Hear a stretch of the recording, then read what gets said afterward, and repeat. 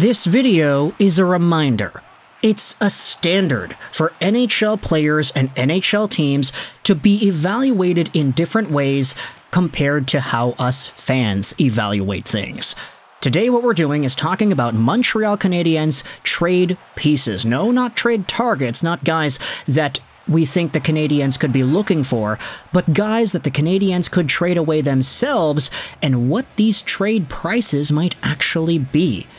Because it seems like the Montreal Canadiens actually have a lot to work with here. Now, you already know from the title, from the thumbnail, today we're talking about Canadiens defenseman David Savard, a guy who has been, for the most part, he's been alright. I don't think anybody's expecting any PK Subban, Shea Weber-like impacts from David Savard of all people, but he's in a pretty interesting spot because the fourth period on, what was this, a video broadcast? Yeah, it was on the fourth period's own Twitter account. They went out there and posted a little clip talking about David Savard and what the trade price actually could be for the Montreal Canadiens in this situation.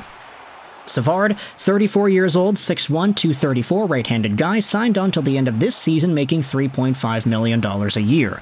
He's from Quebec, so we've seen him and a lot of his representation talk about how he likes being in Montreal and whether or not there'd be a possibility of him coming back. It's been sort of an idea floating around there for a good chunk of time. But for the Montreal Canadiens, a team that is looking to trade for some right-handed defenseman depth for a top 4 D-man, what better way to go out there and navigate the David Savard situation by trading away Savard, who is a top 4 right-handed D-man? It doesn't make sense, doesn't it? Well, no, it does, because Savard is a lot older, and it's not like he's going to be a part of the Canadiens' long-term future.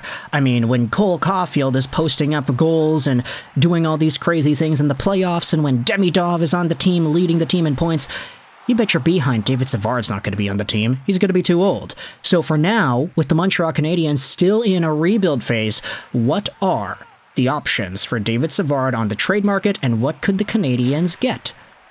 This is where we dive into that fourth period video. I'll leave a link in the description to an article on HabsFanatics.com published by, who was this? Was it Elias Ediem? No, it was by Aaron. Insider reveals what the Montreal Canadiens would get in a trade for David Savard. It's all going to be in the description. This is what the fourth period David Pagnotta said about Savard. If Kent Hughes waits for the right moment, he should receive a first-round draft pick. Some teams believe a veteran like David Savard is the final piece they need to build a cup-contending team. A very reliable right-shot D-man who blocks shots and plays physically. Dennis Bernstein also added that Joel Armia and Christian Dvorak would need to play well for about 30 games if Kent Hughes hopes to trade them elsewhere too. And this is where we get into just kind of the different values between teams and fans, because I think a lot of Canadiens fans, upon reading something like this, would be like, okay, wait, what? David Savard? For a first? I wouldn't even trade a first to get David Savard. What in the world is David Pagnotta smoking here, fam? And that's kind of the thing. David Savard obviously is not flashy. He's not going to produce any significant points. He gets like 20 points a year in 60 games. This year he's on pace for 25, which is great. He's not bad. But at the same time, he is a Stanley Cup winning champion with the Tampa Bay Lightning in 2021. Nice. He also was a part of some Blue Jackets teams that have made the playoffs. Very nice. He was a part of that Blue Jackets team that beat the Lightning in 2019. Extremely nice. David Savard has been a proven winner time in and time out, and not to mention the intangibles, the right-handed quality. That's a really big plus for a lot of NHL GMs. Right-handed D-men are unicorns after all. The fact that he is defensively sound, he is responsible, he blocks shots, and you can throw him out there on the PK. You can throw him out there in games where he's getting maybe 22 minutes a night and he doesn't look that bad. He is a solid, reliable option. Is he the best player out there? Most definitely not. But for somebody that can just clear the front of the crease, that can block shots, and that can be that defensive stud, your rock, for example, sometimes this is all a team thinks that they could use if they wanted to find themselves into the playoff conversation deeper than ever. Sometimes all you need is that extra guy. And for a lot of defensively minded physical defensemen, they usually fetch a lot bigger returns than fans would anticipate. I mean, Ben Sherratt got a first-round pick. He was sent over to Florida to just be a bully. And while he wasn't on the Stanley Cup championship winning Florida Panthers squad because he went to Detroit shortly after, that was kind of the going rate for guys like that. Guys who make your opponent's lives a living hell. A guy who doesn't help you out by scoring more points or doing some really good things in the ozone, but because he makes your opponent weaker. These are the kinds of players that excel in the playoffs, because the playoffs is a different animal. You're not getting called as much in the postseason, so a guy like Ben Sherratt, who plays a naturally physical game anyway, is going to excel. Now, I'm not saying that David Savard is Ben Sherratt. They certainly play a little bit different. I'd say Savard is more shot compression and more defensively sound rather than just rough, tough, and physical.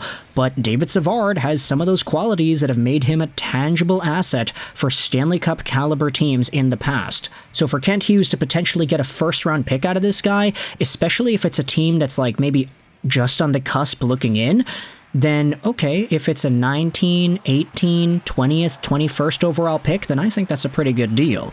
If it's a really good cup contending team that ends up trading for Savard, let's say it's 25 plus overall, then that's okay too. You can get yourselves another Owen Beck or a Philip Mayshar or a Michael Hage. We have seen the Canadiens use their late round draft picks in a very positive manner, so there are options here to turn Savard, who is an expiring contract, into one of these prospects.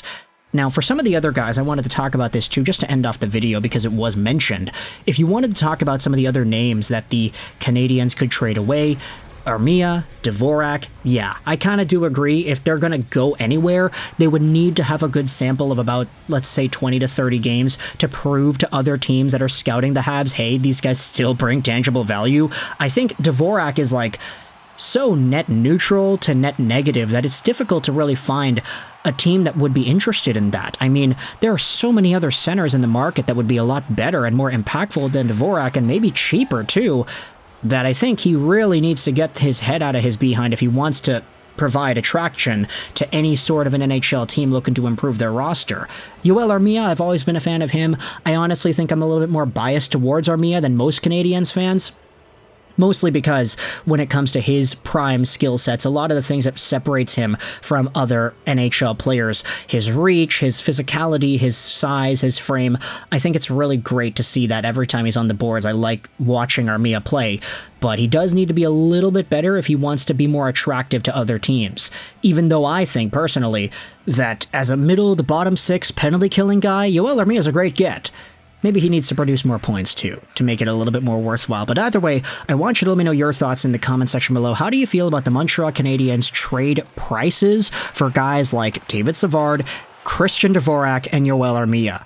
On the last two, I mean, we didn't really talk much about the price, per se, with them, but for David Savard, first-round pick, do you think that's possible? Do you think it's going to happen? The Montreal Canadiens have themselves a potential gold mine here if right-handed defensemen on the market become a hot commodity, which they usually are, heading into the trade deadline in the playoffs.